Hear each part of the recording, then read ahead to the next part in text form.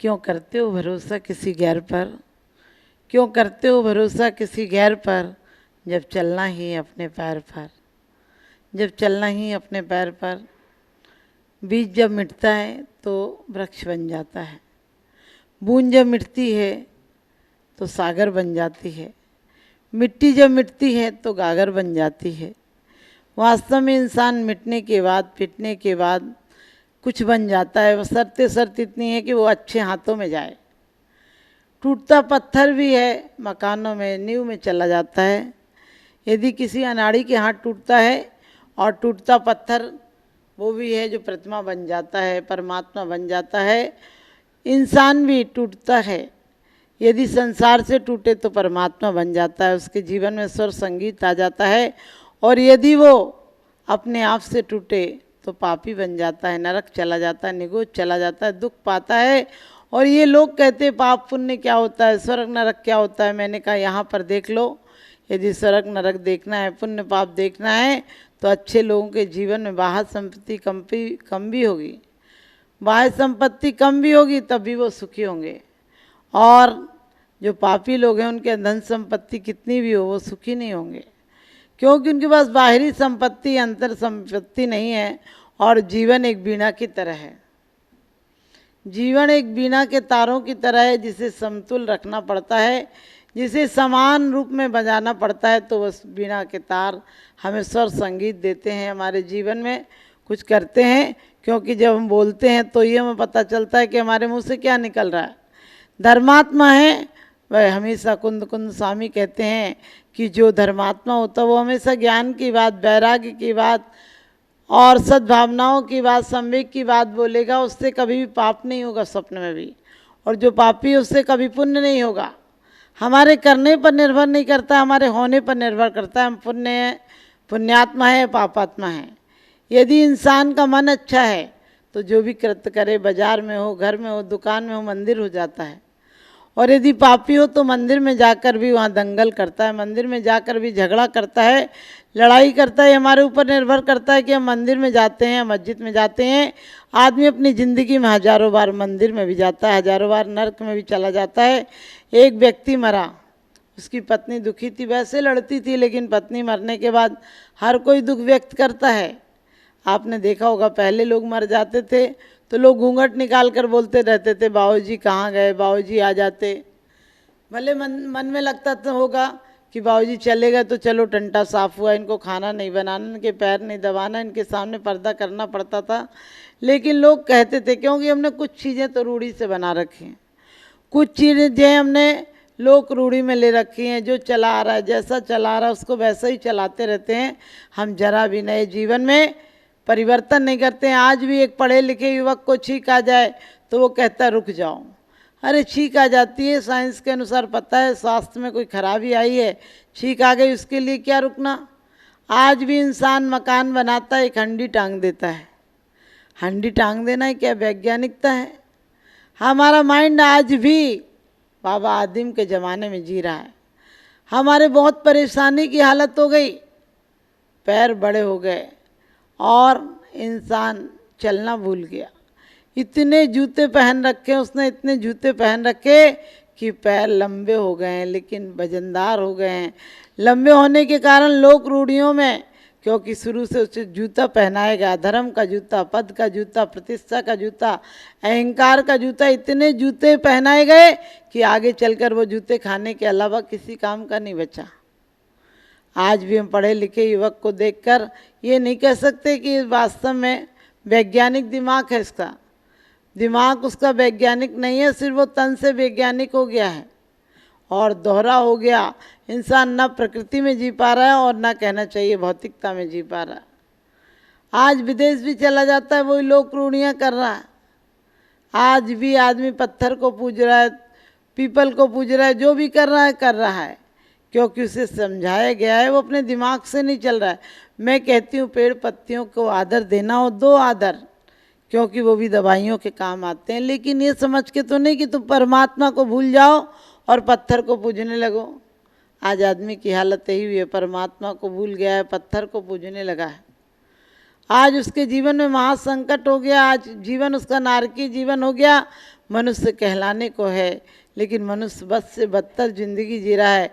एक पति भी मरा, पत्नी बड़ी रोई, बोली दिख जाओ, एक बार दिख जाओ। पति को 40 दिन बाद पत्नी को एक आहट सी आई और उसने कहा कौन? वो बोला मैं हूँ। पत्नी बोली तुम कौन? बोले तेरा पति। पत्नी बोली तुम कहाँ हो? बोले मैं बहुत अच्छी जगह हूँ। बोले अच्छा लगा सुन कर के आप कहीं अच्छी जगह गए हो।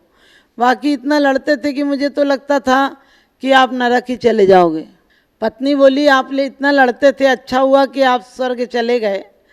आप खुश है ना? कोई तकलीफ तो नहीं? पति बोला बहुत खुश हूँ, बहुत खुश हूँ। उसने कहा कोई तकलीफ? कहने लगे तकलीफ का नामो निशान नहीं है। तो पत्नी बोली फिर स्वर्ग के बारे में बताओ। उसने कहा स्वर्ग? कौन गया स्वर्ग? उसने कहा तुम ही कह रहे बहुत अच्छे हैं, बहुत अच्छे। तो अच्छे तो स्वर्ग में ही होते हैं। पति बोला अरे बावली मैं नरक में हूँ।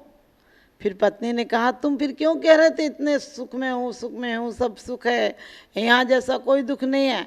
पति बोला वहाँ तू नहीं है, वहाँ तू नहीं है, वहाँ चिक चिक करने वाला कोई नहीं, वहाँ हिसाब लेने वाला कोई नहीं, इसलिए स्वर्ग की तरह नरक भी लगता है। मैं नरक में हूँ, मैं स्वर्ग में नहीं हूँ। आप भी ध्यान रखना, आज का इंसान भी नरक में जी रहा है। बाहर से उसने बहुत बढ़िया बढ़िया व्यक्तित्व तो तैयार कर लिए हैं, बाहर के खोखे तैयार कर लिए हैं, लेकिन अंदर जब तक सुंदर नहीं बनेगा तब तक कुछ नहीं होगा। क्योंकि अंदर सुंदर कैसे बन सकता है? वह जो जुबान से बोलता है वो उसके दिल में आना चाहिए। क्योंकि शब्द सुनने के लिए हमारे पास 2 कान दिए, एक से सुनिए और एक से निकाल दीजिए, लेकिन हमें सुनने के बाद हृदय एक दिया है, हृदय से निकलने की व्यवस्था नहीं है। और इसीलिए हमारे यहाँ आचरणवान को पूजा जाता है, विचारवान को नहीं पूजा जाता है। विचार तो बहुत अच्छे अच्छे लोग देते हैं, हम लोग भी विचार देते हैं, किसी को भी देखकर बहुत खुश हो जाते हैं, नमस्ते करते हैं, घर पधारिएगा, एक बार तो आना ही पड़ेगा, आपका ही घर है, अरे कितने दिनों बाद आए हो, भाग्य खुल गए, बढ़िया बढ़िया शब्द कह लेते हो। यदि कोई आ जाए तो आपको पसीना छूट जाता है कि क्यों आ गया, इतने दिन से कैसे रखा जाएगा, ये हालत हो गई। एक बार की बात, एक शादी विवाह का मौका था और जमाई अपनी ससुराल आया। सास बहुत कंजूस थी, उसने सोचा कुछ बनाना ना पड़े। बोले जमाई जी कमज़ोर लग रहे हो। उसने कहा नहीं मैं ठीक हूँ। कहने लगा शादी में आए थे, जब बारात में आए थे तब तो बड़े मोटे मोटे लग रहे थे। उसने कहा माँ जी उस समय मैं दूल्हा बनकर आया था, और आपको पता है दूल्हा की यदि दुबला पतला हो तो कोर्ट में बकरम भरवा दी जाती ताकि वो मोटा लगने लगे, इसलिए फॉर्म वॉर्म लगा हुआ था, मैं मोटा लग रहा था, मैं ठीक हूँ। सास बोली नहीं जी शर्मा रहे हो, आपको बुखार आ रहा है। उसने सोचा अजीब औरत है, मैंने सुना था कि वो कंटाल है, लेकिन इतनी कंटाल है, इतनी कुटिल है, सोचा ही नहीं था। कहने लगी बुखार आ रहा है आपको, मैं समझती हूँ आपकी मजबूरी। कहने लगी चिंता मत करो जमाई जी, मुझे आपका पूरा ख्याल है, अभी 8-10 दिन तो आपको सिर्फ खिचड़ी खिलाऊंगी और फिर उसके बाद ठीक हो जाओगे तब कुछ बनाऊंगी। बहुएं कढ़ाई मांजने लग रही थी, सास ने कहा कढ़ाई उठाकर एक तरफ रखो। उनने कहा जमाई जी आए कुछ तो बनेगा। उसने कहा कुछ नहीं बनेगा, जमाई जी के लिए मात्र खिचड़ी बनेगी। बहुओं ने माथा ठोक लिया कि अरे कैसी कुटिल सास है, कुछ भी नहीं बनाने दे रही। लेकिन सास के आगे पहले बहू बोल नहीं सकती थी, अब जमाना ये है कि बहू के आगे सास नहीं बोल सकती है। तो उसी तरह से अब बेचारी बहुओं ने चुपचाप कढ़ाई उड़ाई रख दी उठाकर। अब सास ने खिचड़ी बनाई और जमाई जी को बोली आओ जी खाना खा लो। अब खाना में क्या था, जमाई ने खाना देखा तो भूख भग गई। अरे घर में चटनी पापड़ अचार 2-3 सब्जियां मीठा नमकीन कुछ तो मिलता था। एक कंटाल ने तो सिर्फ मात्र खिचड़ी रख रखी और वो भी घी में कुछ नहीं डाला। अब वो क्या करता, थोड़ी देर सोचता रहा अब क्या करूं क्या करूं। अचानक उसे याद आया कि सास से कहे पानी ला दो। उसने सास से कहा पानी ला दो और पानी लाने गई तो सास बोली क्या बात है, आपने खिचड़ी खाना शुरू नहीं की? बोली खा लूँगा। तो उसने कहा घी डाल दूँ क्या? उसने कहा आपकी मर्जी, अब ठंडी के दिन थे घी जमा हुआ रखा था। सास ने बर्तन लिया और उल्टा कर दिया, और कहते हैं वो बर्तन उल्टा तो कर दिया, एक बूंद भी घी नहीं गिरा। सास पानी लेने गई, पानी का बर्तन थोड़ा दूर रखा हुआ था। सास जैसे ही आई, जमाई बड़ा चालाक था, जमाई ने वो घी का कटोरा लिया, घी का जो मिट्टी का बर्तन था वो लिया और आँच पे जरा सा दिखाकर जहाँ रखा था, जैसे रखा था ढका हुआ, वैसे ही रख दिया। सास आई, बोली क्यों जी आपने खिचड़ी ख़त्म नहीं की? बोले कर रहा हूँ, मेरी माँ की याद आ रही। बोले क्यों याद आ रही है? बोली मेरी माँ घी डालती थी। तो वो सास ने उसी झटके में कि घी तो जमा हुआ है, जाएगा तो है नहीं, बोली मैं भी डाल दूँ क्या? उसने कहा आपकी मर्जी। सास ने उसी ठंडे कटोरे को, उसको पता नहीं चला कि अंदर से घी उथला हो गया, और कटोरा लिया और उल्टा कर दिया उसने। जैसे ही उल्टा किया, सारा घी तो जमाई की थाली में पहुंच गया। सास कहने लगी जमाई जी हमारे यहाँ का एक दस्तूर है। अंदर अंदर सोच रही इतने में तो मेरा पूरा खानदान ही खा लेता, लेकिन बाहर से बोली जमाई जी हमारे यहाँ का एक दस्तूर है। उसने कहा क्या दस्तूर है?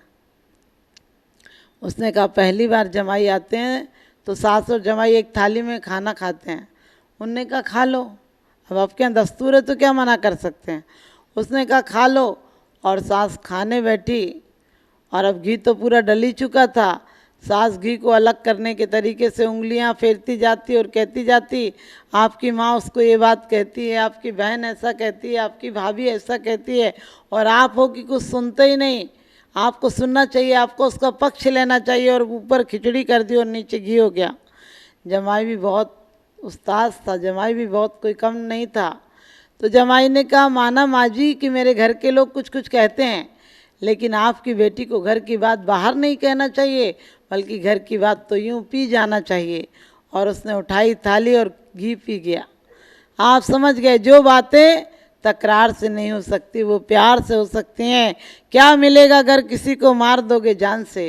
अरे मारना ही है किसी को, मार दो एहसान से, मार दो एहसान से। तो अपने घर में छोटी मोटी बातों को तरफ अपना ध्यान न दें तो आपका जीवन बहुत सुंदर हो सकता है। छोटी बातों को छोटा समझकर तुरंत कचड़े की डिब्बी में डाल दीजिए। अपने परिवार को सुंदर बनाना है तो छोटी छोटी बातों पर ध्यान नहीं लाना है, और आपका परिवार, आपका घर बहुत सुंदर, बहुत व्यवहार पूर्वक अच्छा बने, इसके लिए मेरा शुभ